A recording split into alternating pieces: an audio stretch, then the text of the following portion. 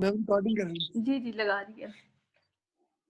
अच्छा, rapid means, red means rapid, rapid application development. इसके नाम से श्योर है, rapid application development means development जो है बड़ी फास्टली होनी है, बड़ी रैपिडली होनी है, ठीक है, जल्दी जल्दी से हो जाएगी।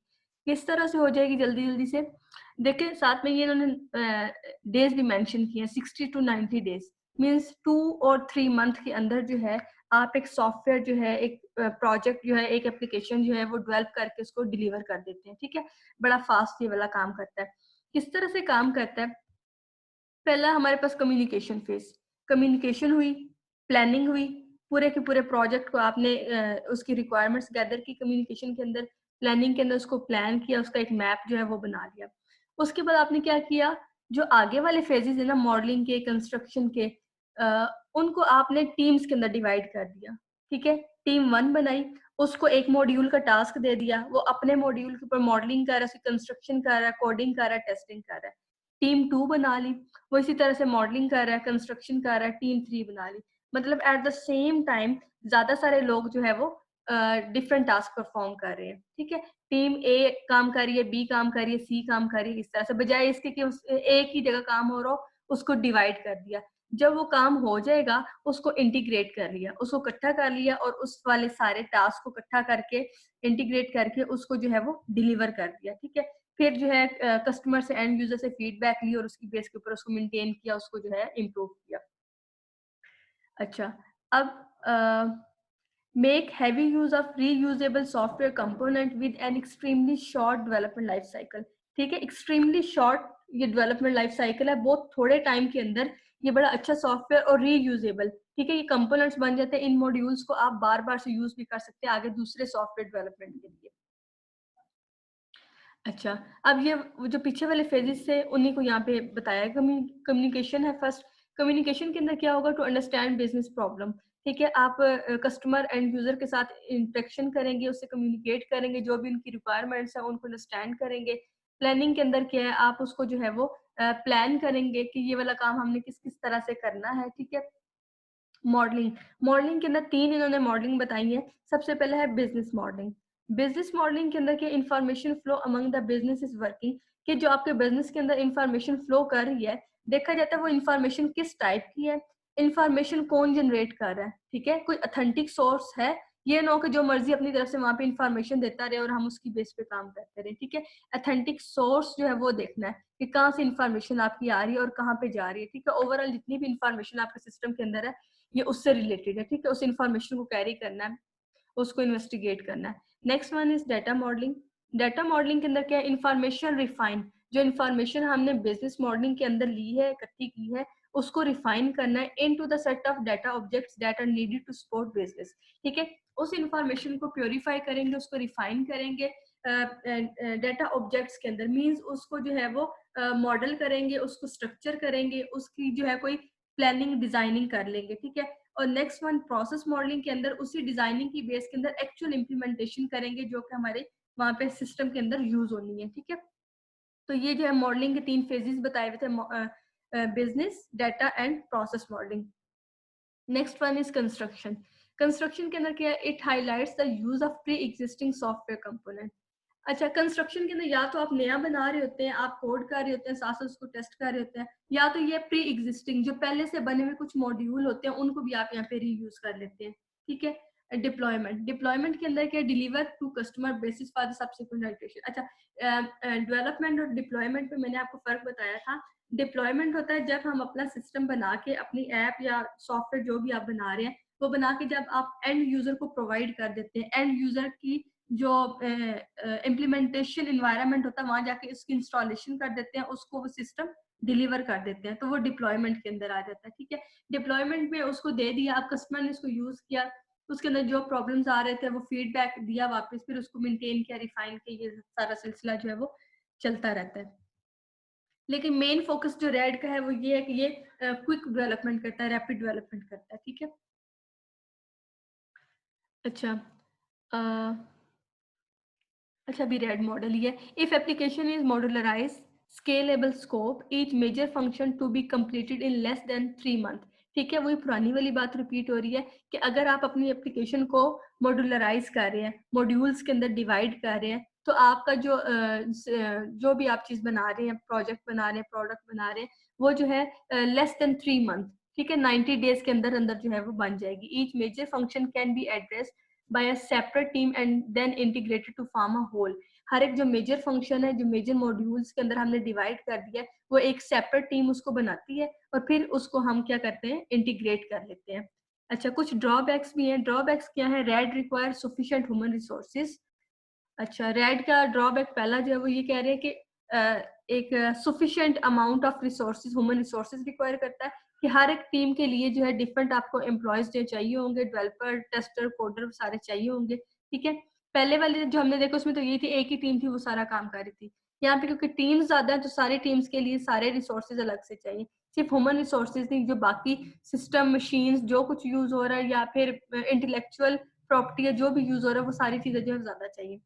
Project fail if developer and customer are not committed in a much shortened time frame. अगर जो है आपका डेवलपर और कस्टमर के दरमियान कमिटमेंट एक फिक्स टाइम, एक शॉर्ट टाइम पीरियड की फुलफिल नहीं होती तो प्रोजेक्ट फेल है. अगर जो है वो 60 to 90 डेज के अंदर डेवलपर नहीं बना के देता तो ये मॉडल फेल है. ठीक है, क्योंकि इसका काम ही यही है कि शॉर्ट टाइम के अंदर जो है डिलीवर करना. Problematic if system can not be modularize. अगर आपका सिस्टम या सॉफ्टवेयर जो आप बना रहे हैं वो इस तरह का है जिसको आप मॉड्यूल्स के अंदर डिवाइड नहीं कर सकते, तो फिर ये वाला मॉडल आप वहाँ पे अप्लाई भी नहीं कर सकते. ठीक है, क्योंकि ये मॉडल वहीं भी अप्लाई होना जहाँ पे आप लोग अपनी ऐप को, अपने सॉफ्टवेयर को जो है वो डिवाइड कर सकेंगे. Not appropriate when technical risk are high. ठीक है, और अगर टेक्निकल रिस्क भी बहुत ज्यादा है फिर भी आप इस मॉडल को यूज नहीं कर सकते. इसका ड्रॉबैक है क्योंकि टेक्नोलॉजी रोज चेंज हो रही है, टीम्स जो है वो लगी हुई है काम करने, फिर उनको दोबारा से करना, वो सारा जो इसके अंदर रिस्क आ जाता है, ये वहां पे अप्रोप्रिएट नहीं है जहाँ पे जो है वो टेक्निकल रिस्क ज्यादा होगा. अच्छा, अभी हमने 3 पीछे पढ़ लिए प्रिस्क्रिप्टिव के, वाटरफॉल, इंक्रीमेंटल और रेड. अब एवोल्यूशनरी प्रोसेस मॉडल आ गए. ठीक है, एवोल्यूशनरी प्रोसेस मॉडल कौन से होते हैं? Produce an increasingly more complete version of the software with each iteration. ठीक है, ये सर्कल की फॉर्म के अंदर चलते हैं मॉडल. ठीक है, कि एक सर्कल के अंदर कुछ काम करके दे दिया, नेक्स्ट आइट्रेशन जब चली उसके अंदर उसका जो है नेक्स्ट जो बाकी रिमेनिंग टास्क है वो कंप्लीट करके दे दिया. ठीक है, तो सर्कल वाइज है. फर्स्ट सर्कल फर्स्ट आइट्रेशन के अंदर कुछ काम करके दे दिया, नेक्स्ट के अंदर फिर करके दे दिया, तो इस तरह से ये एवोल्यूशनरी, ये एवॉल्व होते रहते हैं विद द टाइम. ठीक है, evolutionary models are iterative. Evolutionary models जो है उनके अंदर कौन कौन से आ जाएंगे? प्रोटोटाइप आ जाएगा, स्पाइरल, कंकरेंट डेवलपमेंट मॉडल और 4GT. ठीक है, 4th जनरेशन टेक्निक. ये वाले जो 4 हैं ये आ जाएंगे हमारे एवोल्यूशनरी मॉडल के अंदर. तो फर्स्ट वन जो है प्रोटोटाइपिंग आ गया. प्रोटोटाइपिंग अब क्या करता है? ठीक है, सर्कल की फॉर्म में होगा क्योंकि एवोल्यूशनरी है. कम्युनिकेशन स्टार्ट किया, कम्युनिकेशन हुआ, क्विक प्लान. ठीक है, फौरन से प्लानिंग कर ली क्या काम करना है, क्विक डिजाइनिंग, फौरन से डिजाइनिंग कर ली. प्रोटोटाइप कंस्ट्रक्ट किया. प्रोटोटाइप क्या होता है? प्रोटोटाइप होता है कि आपने जो सिस्टम बनाना है उसकी एक बिग पिक्चर, एक प्रोटोटाइप, या फिर यूं कह लें कि एक ब्लूप्रिंट आप बना के दे देते हैं, एक स्केच दे देते हैं, लेकिन वो स्केच जो है पेज के ऊपर नहीं होता, वर्किंग फॉर्म के अंदर होता है. ठीक है, मॉडल का कुछ हिस्सा बना के उसको दिखा देते हैं कि इस तरह से आपका जो है ये प्रोटोटाइप काम करेगा, इस तरह से आपका सिस्टम जो है एंड पे काम करेगा. ठीक है, तो ये प्रोटोटाइप होता है कि आप स्टार्ट के अंदर दिखा देते हैं कि आपका सिस्टम एट द एंड ये वाली परफॉर्मेंस देगा, तो ये प्रोटोटाइपिंग होता है. ठीक है, प्रोटोटाइप कंस्ट्रक्शन, प्रोटोटाइप बना लिया, डिलीवरी एंड फीडबैक. ठीक है, वो प्रोटोटाइप बना के उसको डिलीवर कर दिया और डिलीवर करके दिखाया कि ये इस तरह से बनेगा. अगर जो है कस्टमर सेटिस्फाइड है तो ठीक है, अगर जो है कस्टमर सेटिस्फाइड नहीं है तो उसकी फीडबैक जैसी भी उसकी बेस के ऊपर हम उसको जो है दोबारा से उस दोबारा लूप के अंदर ले जाएंगे, दोबारा से कम्युनिकेशन होगा, रिक्वायरमेंट्स जो भी एनालिसिस यहाँ पे किया वो दोबारा से देखेंगे, क्विक प्लान, दोबारा से प्लानिंग करेंगे, दोबारा से डिजाइनिंग होगी, फिर नया जो है प्रोटोटाइप बनेगा, फिर वो डिलीवर करेंगे. तो जब तक आपका कस्टमर जो है सेटिस्फाई नहीं होता, ठीक है, उसकी फीडबैक जो पॉजिटिव नहीं आती, तब तक जो है आप इस सर्कल को, इस लूप को जो है एवॉल्व करते रहेंगे. और जब वो सेटिस्फाई हो जाएगा आपका कस्टमर, तो ये यहाँ से जो है क्विट कर जाएगा और आपका जो फाइनल सिस्टम है वो बन जाएगा. ठीक है, ये प्रोटोटाइपिंग का था. अच्छा, Often a customer define a set of general objective for software but does not identify detailed requirement for the functions and feature. ठीक है, इन स्टार्टिंग के अंदर कस्टमर जो है कुछ जनरल ऑब्जेक्टिव्स बता देता है कि जनरल रिक्वायरमेंट्स बता देता है ये वाली चीजें उसको चाहिए, लेकिन उसको डिटेल नहीं पता होती कि एक्चुअल वो फाइनल क्या चीज चाह रहा होता है, फाइनल क्या फंक्शन, क्या फीचर्स, क्या परफॉर्मेंस जो है वो चाह रहा होता है। ठीक है, स्टार्टिंग में उसको नहीं पता होता, तो प्रोटोटाइपिंग जो है तब यूज हो जाता है जब ऐसी सिचुएशन हो। ठीक है, कुछ चीजें पता है कुछ नहीं पता, वो नेक्स्ट लूप के अंदर जो है बन जाती है जो चीजें स्टार्टिंग में नहीं पता होती। In other cases, the developer may be unsure of the efficiency of the algorithm, the adaptability of the operating system, or the form that human-machine interaction should take. ठीक है, यहाँ पे क्या है, फर्स्ट में कस्टमर को श्योरिटी नहीं है, यहाँ पे डेवलपर को नहीं श्योरिटी, डेवलपर को नहीं पता कि एक्चुअल में आपके जो एल्गोरिदम्स यूज हो रहे हैं, जो सिस्टम यूज हो रहे हैं, ऑपरेटिंग सिस्टम यूज हो रहे हैं, जो मशीन्स यूज हो रही हैं, जो कोडिंग हो रही है, कि वो एक्चुअल में जो सही तरह से काम करेगी या नहीं करेगी। ठीक है, उसके अंदर कितनी प्रॉब्लम्स आ जाएंगी, ये डेवलपर की तरफ से भी एक अनश्योरिटी होती है। तो ये क्या है कि कस्टमर की तरफ से हो या डेवलपर की तरफ से हो, जब आपने ये करना हो कि नेक्स्ट फेज के अंदर बाकी मॉडिफिकेशन करनी हो, तो तब आप प्रोटोटाइपिंग यूज कर लेते हैं। ठीक है, एवोल्यूशनरी के अंदर जितने भी है द प्रोटोटाइपिंग। ठीक है, अच्छा, तो प्रोटोटाइपिंग की वो लास्ट में वो सारे फेजेस बताए हुए थे। अब prototyping iteration is plan quickly and modelling. ठीक है, प्रोटोटाइपिंग आइट्रेशन के अंदर क्या है, इसी तरह से क्विकली हम लोग प्लान करते हैं, सबसे पहले कम्युनिकेशन होता है, कम्युनिकेशन के बाद क्विकली प्लान करते हैं, उसकी मॉडलिंग कर देते हैं। ठीक है, उसकी डिजाइनिंग होती है, उसकी यही वाले सारे फेजेस यहाँ पे लिखे हुए हैं। ठीक है, डिजाइनिंग होगी, डिजाइनिंग के बाद वो प्रोटोटाइप जो है कंस्ट्रक्ट किया जाएगा, प्रोटोटाइप जो डिलीवर किया जाएगा, और उस आफ्टर डिलीवरी जो फीडबैक होगा उसकी बेस के ऊपर जो है आपका साइकिल इवॉल्व होता रहेगा। ठीक है, ये सारा वही लिखा हुआ है। Prototype can be serve as the first system. Prototyping को जो है यहाँ पे as a first system serve किया जाता है। क्यों? क्योंकि प्रोटोटाइप जो है वो एक्चुअल बता रहा होता है कि आपका सिस्टम जो है इस तरह का बनेगा। ठीक है, मॉडिफिकेशन उसके अंदर होती रहती है साथ साथ, लेकिन आपको जो फर्स्ट सिस्टम की फील है वो आ जाती है कि आपका एक्चुअल सिस्टम किस तरह से बनेगा। ठीक है, वो आपको बता देता है कि इस तरह से बनेगा। Both customer and developer like the prototyping paradigm. Customer और end user get a feel for the actual system. ठीक है, वो कहते हैं कि प्रोटोटाइपिंग मॉडल यूज कर रहे हैं तो दोनों को किस तरह की फीलिंग्स होंगी, कस्टमर और एंड यूजर जो है उसको भी फील हो जाएगा, अच्छा मेरा एक्चुअल सिस्टम इस तरह का बन के आएगा, कुछ मॉडिफिकेशन हो जाएगी। और developer get to build something immediately, और डेवलपर भी थोड़ा सा सेटिस्फाइड होगा कि उसने कुछ ना कुछ बना के दे दिया, जो रह गया वो नेक्स्ट फेज के अंदर दे देगा। तो दोनों की तरफ से इस मॉडल को यूज करते हुए थोड़ी सी सेटिस्फेक्शन जो है वो होगी। ठीक है, अच्छा, ये तो था प्रोटोटाइपिंग यहाँ तक। ठीक, अब आ गया स्पाइरल। स्पाइरल का भी वही काम है कि इसने भी लूप के अंदर, सर्कल के अंदर ही काम करना होता है, और विद द टाइम जो है इवॉल्व होता रहता है। ठीक है, मॉडिफिकेशन इसके अंदर भी होती रहती है। अब स्पाइरल क्या काम करता है, पहले इसकी डायग्राम थोड़ी सी देख लेते हैं। अच्छा, ये स्पाइरल की है। स्पाइरल के अंदर क्या है, सर्कल के अंदर ही काम हो रहा है। ठीक है, और ये जो सबसे अंदर वाला डार्क वाला है ना, ये नीचे लिखे हुए, जो सबसे अंदर वाला डार्क वाला सर्कल है, ये क्या है, कॉन्सेप्ट डेवलपमेंट प्रोजेक्ट। यहाँ पे सिर्फ आपके जो प्रोजेक्ट डेवलपमेंट है उसकी कॉन्सेप्शन होती है, उसका कॉन्सेप्ट होता है। ठीक है, जैसे हम स्टार्टिंग के अंदर थिंकिंग करते हैं, सोचते हैं कि ये किस तरह से होगा, या इसके अंदर इस एरिया के अंदर वो दिखाया गया है। नेक्स्ट जो इससे थोड़ा सा लाइट वाला एरिया है, वो कौन सा, न्यू प्रोडक्ट डेवलपमेंट प्रोजेक्ट। यहाँ पे क्या डेवलपमेंट हो जाती है। ठीक है, मतलब इंटरनल लेवल के अंदर थिंकिंग हो रही है, उससे जो ऊपर वाला लेवल है स्पाइरल है, उसके अंदर क्या, न्यू प्रोडक्ट डेवलपमेंट। ठीक है, डेवलपमेंट स्टार्ट होगी। उससे नेक्स्ट जो उससे लाइट वाला सर्कल है थर्ड वाला, वो क्या, प्रोडक्ट इनहेंसमेंट प्रोजेक्ट। ठीक है, डेवलपमेंट के बाद उसकी इनहेंसमेंट के ऊपर काम है, उसकी मेंटेनेंस, उसकी मॉडिफिकेशन के ऊपर काम है।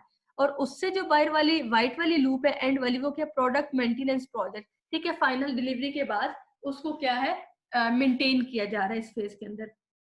ठीक है, ये तो स्पाइरल का बताया हुआ है। फिर स्पाइरल की जो स्टेजेस हैं, प्लानिंग और ये वाला सारा काम, इन सबको जो है डिवाइड कर दिया गया। ठीक है, तो एक एंड पॉइंट रख लिया है, यहाँ से स्टार्ट होगा स्पाइरल आपका, फर्स्ट वाली लूप चलेगी, इसके अंदर जितना हो गया काम, ठीक है। फिर जो है उसके बाद स्पाइरल चलेगा, इस तरह से ये क्या है, एवॉल्व होता रहेगा, और एट द एंड जो बनेगा वो आपका यहाँ पे एग्जिट पॉइंट होगा, जहाँ से आपका टास्क जो है कंप्लीट हो जाएगा। ठीक है। अब स्पाइरल का जो सबसे मेजर बेनिफिट है ना, वो रिस्क है, रिस्क एनालिसिस, रिस्क बेनिफिट। कि स्पाइरल मॉडल हम वहां पे यूज करते हैं जहाँ पे हमारा बड़ा रिस्क की सिचुएशन होती है, वहां पे हम यूज करते हैं, ठीक है। जहाँ पे हमने रिस्क को मेंटेन करना होता है, रिस्क को मिटिगेट करना होता है, उसको मिनिमाइज करना होता है, वहां पे हम स्पाइरल मॉडल जो है उसको यूज करते हैं। Spiral couples iterative nature of prototyping with the controlled and systematic aspect of the linear sequential model. Class मुझे सुन रहे हैं? क्लास मुझे सुन रहे हैं? Yes, sir. अच्छा, वो थोड़ा सा कनेक्शन का प्रॉब्लम है, तो मैंने कहा शायद यहाँ पे स्टॉप ही ना हो गया हो, मैं खुद से ही ना बोलती हूँ, इस वजह से मैंने पूछा। ठीक है, समझ आ रही है? मैम सुन रही। समझ आ जी रही है? Ma'am.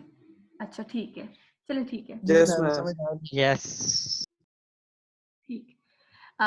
Couples iterative nature of prototyping ही क्या करता है? कपल, कपल मींस ज्वाइन करता है iterative nature of prototyping.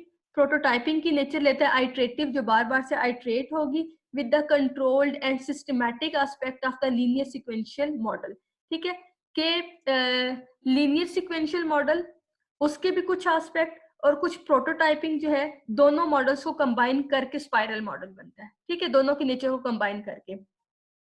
It provide potential for rapid development of increasingly more complete version of the software. ठीक है, जिस तरह से प्रोटोटाइपिंग था, इस तरह ये भी है कि रैपिड डेवलपमेंट होती है of the increasingly more complete version of the software, कि जिस जिस तरह से हमारी लूप आगे आगे चलती रहेगी, उस तरह से हमारा सॉफ्टवेयर जो कंप्लीट वर्जन के अंदर आता रहेगा। ठीक है, जो रिक्वायरमेंट्स फर्स्ट फेज में रहेगी, वो नेक्स्ट के अंदर जो है कंप्लीट होती रहेगी। तो इस तरह से ये complete version at the end आपके पास आ जाता है। Using Spiral, software developed in a series of evolutionary release. ठीक है, उसी तरह से evolutionary release होता रहता है, नेक्स्ट रिलीज, थर्ड रिलीज, और इस तरह से आपका जो ये मॉडल है वर्किंग करता है। Early iteration release might be on a paper और प्रोटोटाइप। ये कहते हैं कि सबसे पहले जो आइट्रेशन होती है, हो सकता है इसके अंदर आपने सिर्फ वो थिंकिंग की हो, जो मैंने आपको डायग्राम में बताई है। ठीक है, वो थिंकिंग आप करके कोई छोटा सा प्रोटोटाइप बना के दिखा देते हैं, या फिर पेपर के ऊपर समझा देते हैं कि इस तरह से होगा। ठीक है, तो मतलब बेसिक्स ही होती है फर्स्ट जो आइट्रेशन होती है। जो उसके बाद वाली आइट्रेशन होगी और जो लास्ट वन होगी, वो more complete version of the software. ठीक है, तो जैसे जैसे चलता रहेगा, वर्जन जो है आपका इंक्रीज होता रहेगा, मॉडिफिकेशन होती रहेगी, और मोर सक्सेसफुल जो है आपका सॉफ्टवेयर होता रहेगा। Divided into framework activities, communication, planning, modelling, construction and deployment. Each activity represent one segment. ठीक है, ये वही वाली 5 एक्टिविटीज है जो हम लोगों ने पीछे पढ़ी थी। ठीक है, क्या कह रहा है कि इन एक्टिविटीज को जो है स्पाइरल के ऊपर डिवाइड कर दिया, जैसे मैंने आपको यहाँ पे बताया। ठीक है, प्लानिंग, कम्युनिकेशन, इन सब को जो है वो डिवाइड कर दिए, जो क्रॉस से लगे हुए हैं। ठीक है, इनको जो डिवाइड करके इनके सेगमेंट्स बना दिए, इनके ऊपर वर्किंग के लिए। Evolutionary process begin in a clockwise direction beginning at the centre. ठीक है, सेंटर से जो है ये स्टार्ट हो रहा है। ठीक है, यहाँ सेंटर वाला जो है पॉइंट यहाँ से स्टार्ट होगा, और क्लॉकवाइज जो है ये वर्किंग करेगा। ठीक है, क्लॉकवाइज वर्किंग करके जो है ये स्पाइरल को कंप्लीट करता है। एवोल्यूशनरी प्रोसेस बिगिन इन, अच्छा ये वाली होगी। It can be adapted to apply throughout the life cycle of software. ठीक है, तो throughout the life cycle of software ये मॉडल जो है काम करता है कि जब तक आपका मॉडल रहे, आप इसको ले सकते हैं, साथ साथ में इम्प्रूवमेंट कर सकते हैं। मेंटेनेंस के अंदर जहाँ पे प्रॉब्लम आई, फिर से आपने एक लूप चला दी, एक स्पाइरल चला दिया, और इसको जो है वो मोर इम्प्रूवमेंट की तरफ लेके। ठीक है, अच्छा ये जो स्पाइरल की ये लिखी हुई है, इनको पढ़ने की जरूरत नहीं है, ये वाली सारी वही है जो अभी हमने यहाँ पे डिस्कस की है। ठीक है, कॉन्सेप्ट डेवलपमेंट के अंदर थिंकिंग करेंगे किस तरह से काम करना है। न्यू प्रोडक्ट डेवलपमेंट के अंदर उसकी डेवलपमेंट हो जाएगी। इन्हांसमेंट के अंदर जो है डेवलपमेंट के बाद उसके अंदर मॉडिफिकेशन का सारा काम हो जाएगा। और उसके बाद कौन सा था, उसके बाद मेंटेनेंस का है। ठीक है, उसके बाद मेंटेनेंस का सारा काम आ जाएगा। ड्यूरिंग मेंटेनेंस जो भी आपको रिस्क, एरर, बग वगैरह आते हैं, उन सबको जो है एज अ फीडबैक बताया जाएगा, और फिर उसको नेक्स्ट फेज के अंदर जो है वो ठीक कर दिया जाएगा। ठीक है, अब प्रॉब्लम एरियाज क्या है? ठीक है, इसके स्पाइरल के, it may be difficult to convenience convince customers, particularly in a contract situation, that the evolutionary approach is controllable. सबसे पहले तो आपका कुछ कस्टमर होते हैं, एंड यूजर होते हैं, वो इस बात पे कन्विंस नहीं हो रहे होते कि उनको जो है थोड़ा सा काम करके दे दिया जाए, बाकी जो है थोड़े अरसे बाद दे दी जाए। वो कहते हैं नहीं जी, हमें पूरा सिस्टम कंप्लीट चाहिए एक ही दफा। ठीक है, तो उनको कन्विंस करना जो है थोड़ा सा मसला हो जाता है कि ये हम ये वाला मॉडल यूज कर रहे हैं, ये इतने टाइम बाद अगला इंक्रीमेंट आपको देगा, तो यहाँ पे थोड़ा सा मुश्किल हो जाती है। If a major risk is not uncovered and manage, problems will undoubtedly occur. अगर जो है मेजर रिस्क जो आ रहे हैं ड्यूरिंग डेवलपमेंट, उनको अनकवर मींस डिस्क्लोज ना किया जाए और उनको उसी टाइम पे मैनेज ना किया जाए, और वो आगे वाली एक्टिविटीज के अंदर स्प्रेड हो जाए, अगले फेज के अंदर चले जाए, तो बहुत प्रॉब्लम हो जाती है। और ये समझे कि एट द एंड जो चीज फिर आप बना के देखेंगे वो आपके कंट्रोल में ही नहीं रहेगी। ठीक है, तो दोबारा से सारे फेजेस को करना पड़ेगा। ये हो गया स्पाइरल। नेक्स्ट है हमारे पास concurrent development model. Concurrent development model भी हमारे पास एवोल्यूशनरी अप्रोच ही है। इसके अंदर क्या है, visibility of current state of project. ठीक है, अब कंकरेंट का मतलब क्या होता है? कंकरेंट का मतलब होता है at the same time multiple task का परफॉर्म होना। ठीक है, अब यहाँ पे क्या है, कंकरेंट डेवलपमेंट मॉडल के अंदर ये है कि ये मॉडल स्पेसिफिक वहां पे यूज किया जाता है जब हमने प्रोजेक्ट की करंट स्टेट देखनी हो। ठीक है, हम कहते हैं प्रोजेक्ट की इंटरनल वर्किंग जो हो रही है वो साथ साथ हमें पता चलती रहे कि किस लेवल पे हो रही है, विजिबल हो। ठीक है, तब हम ये कंकरेंट डेवलपमेंट मॉडल जो वहां पे लगाते हैं। It represent symmetrically as series of major technical activities, task and their associated state. ठीक है, कि जोन सा भी टास्क परफॉर्म हो रहा है उसके अंदर जोन सी एक्टिविटीज है, जोन से एक्शन है, जोन से टास्क परफॉर्म किए जा रहे हैं एक मॉड्यूल के अंदर, एक एक्टिविटी के अंदर, वो सारे जो है हमें पता हो कि किस स्टेट पे कौन सा काम जो है वो हो रहा है।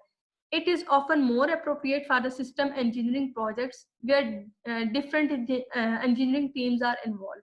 ठीक है, ये वहां पे सूटेबल है मॉडल जहाँ पे डिफरेंट टास्क जो है परफॉर्म हो रहे हैं, जहाँ पे डिफरेंट एक प्रोजेक्ट जो है डिफरेंट स्टेट के ऊपर जा रहा है, ये डिफरेंट टीम्स काम कर रही है, तो हर एक टीम जो काम कर रही है उसकी एक्टिविटीज जो है वो डिफरेंट स्टेट पे होंगी। ठीक है, तो उन स्टेट्स की विजिबिलिटी के लिए ये शो किया जाता है। द एक्टिविटी मॉडलिंग में be in any one of the state for the given time. तो कोई भी मॉडलिंग एक्टिविटी है वो किसी भी टाइम के ऊपर किसी भी स्टेट के ऊपर हो सकती है। ठीक है, ऐसा नहीं है कि हम के मॉड्यूल 1 के अंदर ये वाला काम हो रहा है, 2 के अंदर भी यही हो रहा होगा, नहीं। ठीक है, तो ये डिफरेंट स्टेट के ऊपर जो है काम कर रही है, किसी भी स्टेट से किसी भी स्टेट के ऊपर ट्रांजिट हो सकती है किसी भी टाइम पे।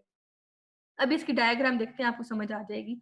All activities exist concurrently but resides in different state. ठीक है, तमाम activities concurrently at the same time हो रही होती है but resides in different state, लेकिन डिफरेंट स्टेट के ऊपर होती है। यहाँ पे देखे एक एक्टिविटी ली है एनालिसिस की। ठीक है, हम कम्युनिकेशन करते हैं, रिक्वायरमेंट्स गैदरिंग करते हैं, उसके बाद एनालिसिस करते हैं, तो ये एक एक्टिविटी ली है रिक्वायरमेंट एनालिसिस की। यहाँ पे क्या है, कुछ आपका काम जो है अंडर डेवलपमेंट था, चल रहा है, वहां से हो सकता है आपकी ट्रांजिशन जो है वो यहाँ पे आ जाए अवेटिंग चेंजेस के अंदर। ठीक है, कि डेवलपमेंट के अंदर कोई आपको रिसोर्स रिक्वायर्ड है, उसका वेट आप कर रहे हो, यहाँ पे आ जाए। या फिर हो सकता है किसी चीज की यहाँ पे जरूरत नहीं है, सारा जो है वो डेवलपमेंट हो गई है और फौरन यहाँ से रिव्यू के लिए आ जाए। ठीक है, क्या हमारा ये बन गया, इसको टेक्निकली रिव्यू कर दिया जाए। या फिर ये भी हो सकता है कि अगर यहाँ पे वेट के लिए आई है तो अंडर रिवीजन हो जाए। ठीक है, वेटिंग के बाद जो है दोबारा से उसके ऊपर डेवलपमेंट कुछ स्टार्ट हो जाए, दोबारा से उसकी रिवीजन हो जाए, और हो सकता है कि रिवीजन के बाद फिर वो यहाँ से चली जाए, मतलब यहाँ पे आई कुछ फेजेस से गुजर के रिव्यू के लिए जाए, या फिर डेवलपमेंट के बाद फौरन रिव्यू की तरफ आ जाए। तो कोई भी एक्टिविटी किसी भी दूसरी एक्टिविटी के ऊपर, किसी भी स्टेट के ऊपर जो है ट्रांजिट हो सकती है, यहाँ पे ट्रांजिशन होती है स्टेट्स के दरमियान। ठीक है, तो ये नहीं है कि इस स्टेट के बाद इस पे आना है, इस पे आना, कोई किसी के ऊपर भी जा सकता है। ठीक है, जैसी जो है वहाँ का इन्वायरमेंट होगा, वहाँ की सिचुएशन होगी, उसके लिहाज से। फिर रिव्यू के बाद जो है बेस लाइन, यहाँ पे जो है उसकी एक्चुअल जो बेस लाइन वो बना रहे हैं उसको जो है चेकआउट किया जाएगा कि वो कंप्लीट है या नहीं, और उसके बाद डन। ठीक है, कंप्लीट हो गया।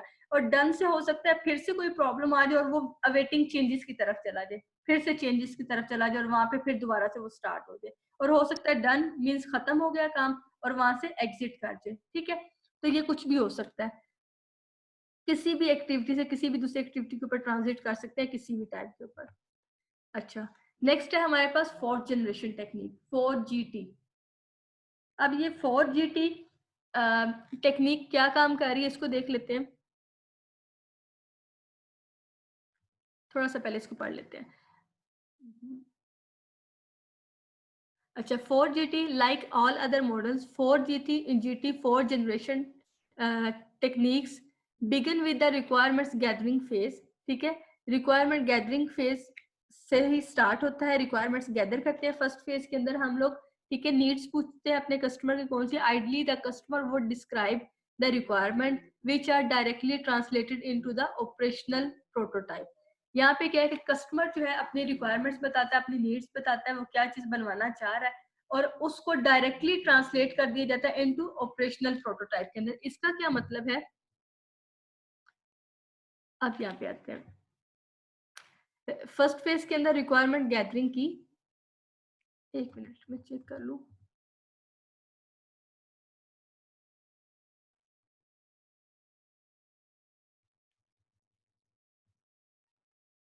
ठीक है, रिक्वायरमेंट गैदरिंग की। रिक्वायरमेंट गैदरिंग के बाद जो है डिजाइन स्ट्रेटेजी। ठीक है, हो सकता है रिक्वायरमेंट्स को गैदर करने के बाद आपका प्रोजेक्ट थोड़ा कम्प्लेक्स है, आपको लग रहा है कि इस पे प्लानिंग होनी चाहिए, इस पे कुछ डिजाइनिंग होनी चाहिए। ठीक है, तो रिक्वायरमेंट गैदरिंग के बाद आपने डिजाइनिंग की, प्लानिंग की, और उसके बाद जो है ये इम्प्लीमेंटेशन की। अच्छा, अब इस टेक्निक का सबसे बड़ा बेनिफिट क्या है 4GT का, कि यहाँ पे ऐसे टूल्स यूज हो रहे हैं, ऐसी टेक्नोलॉजीज यूज हो रही हैं जो कि आपके जो भी आपने डेवलपमेंट करनी है उसकी इम्प्लीमेंटेशन के लिए ऑटोमेटिकली कोड जनरेट कर देती है। ठीक है, आपको खुद से कोडिंग नहीं करना पड़ती। इसका सबसे बड़ा बेनिफिट ये है कि इम्प्लीमेंटेशन यूजिंग 4GL। ठीक है, तो यहाँ पे ये है कि वो ये फोर्थ जनरेशन टेक्नोलॉजी जो है इसके थ्रू ऑटोमेटिकली कोड हो जाता है। ठीक है, डिफरेंट टूल्स भी हमारे पास विजियो वगैरह यूज हो रहे हैं, जहाँ पे ये हम सिर्फ डायग्राम बनी होती है, डिजाइन बने होते हैं, हम वहां से उसकी सिलेक्शन करते हैं और वो उसका कोड जनरेट करके दे देता है। तो इसका सबसे बड़ा बेनिफिट यही है कि ऑटोमेटिकली जो कोड जनरेट हो जाता है इसका। ठीक है, और उसके बाद टेस्टिंग है। ठीक है, अगर जो है आपका थोड़ा कम्प्लेक्स टाइप का, तो आप प्रॉपर वे में आएंगे, रिक्वायरमेंट्स गैदरिंग करेंगे, डिजाइन करेंगे, फिर वहां से कोड जनरेशन होगा, टेस्टिंग होगी। यूं भी हो सकता है कि आपको रिक्वायरमेंट्स गैदरिंग के बाद डिजाइनिंग की जरूरत ही ना पड़े, आप डायरेक्ट वहां से कोड जनरेट कर लें। ठीक है, और फिर उसकी टेस्टिंग कर लें। तो ये डिपेंड करता है कि आपका प्रोजेक्ट किस टाइप का है, सिंपल है या कम्प्लेक्स है। लेकिन 4G का जो सबसे बड़ा बेनिफिट है वो यही है कि इसका जो है directly translated into operational prototype, तो डायरेक्टली ऑपरेशनल फॉर्म, उसके इम्प्लीमेंटेड फॉर्म के अंदर उसको ले आता है। आपको जो है ज्यादा कोड करने की जरूरत नहीं होती। Practically however the client may be unsure of the requirement, may be ambiguous in his space, or may be unable to specify information in a manner that। अच्छा, अब यहाँ पे थोड़ी सी प्रॉब्लम्स भी हैं। प्रॉब्लम्स ये है, हो सकता है क्लाइंट को स्टार्टिंग के अंदर रिक्वायरमेंट्स नहीं पता सारी। ठीक है, या फिर ऐसा हो कि पता है तो एम्बिगुअस है, क्लियर नहीं है क्या चीज उसने एक्चुअल में बनवानी है। तो अगर आपको कोई चीज क्लियर ही नहीं है तो आप उसका डायरेक्टली कोड किस तरह से कर सकते हैं। तो फिर अगर रिक्वायरमेंट सही नहीं पूरी तो उसका मतलब है कि जो बन रहा है वो भी आगे गलती बन के आएगा।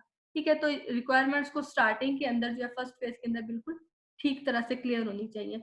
For a small application, it may be possible to move directly from the requirements gathering phase to the implementation phase। जो बात आपको पीछे बताई, अगर सिंपल आपका प्रोजेक्ट है तो आप रिक्वायरमेंट से डायरेक्टली उसकी इम्प्लीमेंटेशन फेज पे आएंगे, उसकी कोड जो है वो जनरेट कर लेंगे 4GL से। ठीक है, लेकिन अगर जो है कम्प्लेक्स है तो फिर आपको प्रॉपर डिजाइनिंग, प्लानिंग, उन फेजेस से गुजर के उसके बाद इम्प्लीमेंटेशन की तरफ आप आ जाते हैं। To transform our 4G To transform a 4GT implementation into the product, the developer must conduct throughout testing, develop meaningful documentation। ठीक है, फिर ये भी है कि अगर आप यहाँ पे ट्रांसफॉर्मेशन का काम ले रहे हैं, आपका कोड जो है जनरेट हो रहा है, तो साथ साथ आपने उसकी टेस्टिंग, उसकी डॉक्यूमेंटेशन वो भी सारी मेंटेन करनी है। ठीक है, सिर्फ यही नहीं है क्लिक के ऊपर आप उसको कोड जनरेट कर दे, बाकी उसका मैनुअल वो किस तरह से काम कर रहा है वो भी सारा जो है साथ में मेंटेन करना है। In addition the 4GT developed software must be built in a manner that enable maintenance to be performed quickly। अच्छा, अब ये है कि एक तो आपको हेल्प हो रही है कोडिंग के अंदर, कोडिंग जल्दी हो जाएगी तो बाकी काम आपका जो है सारा मेंटेनेंस का रह जाएगा, वो उतना अच्छी तरह आप बाकी चीजों के ऊपर फोकस कर लेंगे जब कोडिंग के ऊपर इतना टाइम नहीं लगेगा तो। अच्छा, कुछ मेरिट्स हैं, कुछ डीमेरिट्स हैं। मेरिट्स के अंदर क्या है, dramatic reduction in the software development time. ठीक है, जब ऑटोमेटिकली कोड जनरेट हो रहा है तो आपका जो डेवलपमेंट टाइम है वो सेव हो गया, ठीक है। आपका जो क्विक जो है ये बन जाएगा जो आप सॉफ्टवेयर बना रहे हैं, और जो डेवलपमेंट का टाइम है वो सेव हो जाएगा। Improve productivity for software developer, ठीक है। प्रोडक्टिविटी इंप्रूव हो जाएगी सॉफ्टवेयर डेवलपर के लिए, क्योंकि वो खुद से कोड जनरेट कर रहा है। डीमेरिट्स के अंदर क्या आ रहा है, not much easier to use as compare to programming language. इसको यूज करना इतना भी आसान नहीं है कि आप एक प्रोग्रामिंग लैंग्वेज है, हमने एक लाइन में कोड लिखा और ये सारा मॉड्यूल बन के आ जाएगा, ठीक है। अगर जो है आपकी एक भी रिक्वायरमेंट्स, एक भी डिजाइनिंग या फिर वो सही तरह से डिजाइन नहीं हुई हुई जिसको आपने ट्रांसफॉर्म करना है, तो वो एंड पे जो बन के आएगा वो भी सारा गलत हो जाएगा, ठीक है। The maintainability of large software system build using 4GT is open to question. जब आप डायरेक्टली कोड कर रहे हैं उसके बाद फिर जो प्रॉब्लम्स आएंगी, जो चीजें आपके लिए को नहीं समझ आई हुई, या जो चीजें आपको फिर आगे स्पेसिफाई करनी है, एंड यूजर को बतानी है, वो एक अलग से हेडेक है, ठीक है। वो अलग से कुछ नए क्वेश्चन है जिसके लिए आप आंसरेबल होते हैं, ठीक है। तो बेनिफिट भी है कहीं पे उसका, कहीं पे उसके ड्रॉबैक्स भी हैं। हाँ, अच्छा, यहाँ पे बताया हुआ है कि 4GT जो मोस्टली यूज होता है वो कहाँ कहाँ पे यूज होता है, ठीक है। रिपोर्ट जनरेशन के लिए हो जाता है, डेटाबेस क्यूरीज के लिए हो जाता है, ठीक है। आप क्यूरी लगा लेते हैं डायरेक्टली, वहां से डाटा फेच करके आपके क्यूरी के अकॉर्डिंग जो आपको दे देता है। डाटा मैनिपुलेशन के लिए, स्क्रीन डेफिनेशन और इंटरेक्शन के लिए, ठीक है। मतलब ये डिफरेंट एप्स के नाम क्या लें, ये डिफरेंट टास्क बताए गए जहाँ जहाँ पे आपका 4GT यूज होता है। इसके अलावा भी बहुत सारी है जहाँ पे आपने यूज करना हो। इवन कि आपने एक छोटा सा टास्क है उसके लिए भी डिजाइनिंग कर दी है, और उसके लिए भी आप कोडिंग के लिए कहते हैं कि डायरेक्ट भी हो जाए, हमें ना करना पड़े, ठीक है। तो ये वहां पे भी यूज हो जाता है। Last one is component based development, CBD। CBD model जो है incorporate many of the characteristic of the spiral model, ठीक है। ये जो CBD है ये भी बिल्कुल स्पाइरल मॉडल की ही तरह है, ठीक है। उसी तरह से इसका मॉडल बना हुआ है, लेकिन एक इसके अंदर सिर्फ फर्क है, वो कौन सा है, it is evolutionary by nature and iterative approach to create software, ठीक है। ये भी एवोल्यूशनरी और आइटरेटिव है। CBD model create application from pre package software component. इसका जो एक चेंज है, एक डिफरेंस है स्पाइरल से, वो ये है कि स्पाइरल के अंदर ठीक है हम एवोल्यूशनरी स्पाइरल कर रहे थे, लूप में काम कर रहे थे। यहाँ पे ये है कि ये प्री पैकेज जो पहले से बिल्ड इन क्लासेस पढ़े हुए हैं, बिल्ड इन मॉड्यूल्स पढ़े हुए हैं, उनको ये यूज कर लेती है साथ साथ में, ठीक है। किस तरह से यूज करती है, ये सारा स्पाइरल वाला ही काम आ गया। और ये वाला जो है यहाँ पे जैसे देखें, कोई मॉड्यूल है पहले से बना हुआ है, आपको पता है कि यहाँ पे यूज हो सकता है, तो उसको यूज करने के लिए ये जहाँ पे इसको जरूरत आई फर्स्ट स्पाइरल के अंदर, ये यहाँ पे गया, इसने देखा आइडेंटिफाई, आपको नजर आ रहा है, ये इमेज नजर आ रहा है, थोड़ा सा बड़ा कर लेते हैं, ठीक है। आइडेंटिफाई कैंडिडेट कंपोनेंट, जो कंपोनेंट हमें यहाँ पे रिक्वायर्ड है उसको आइडेंटिफाई किया, उसको फाइंड आउट किया,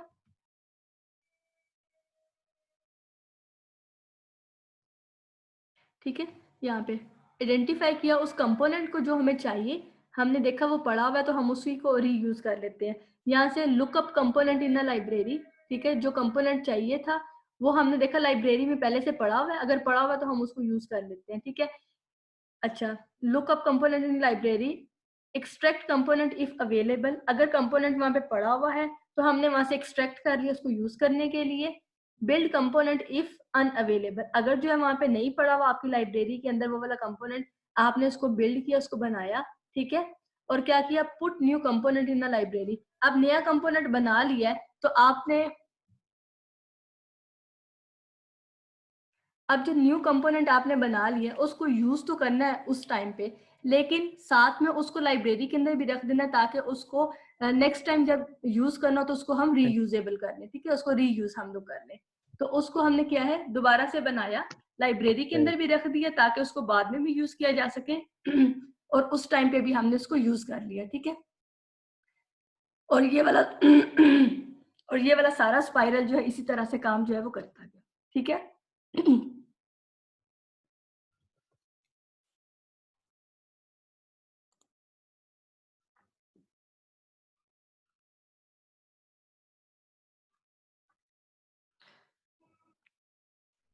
ठीक है, इसके अंदर कोई कंफ्यूजन है CBD के अंदर या लास्ट में जो पढ़े हैं? No ma'am.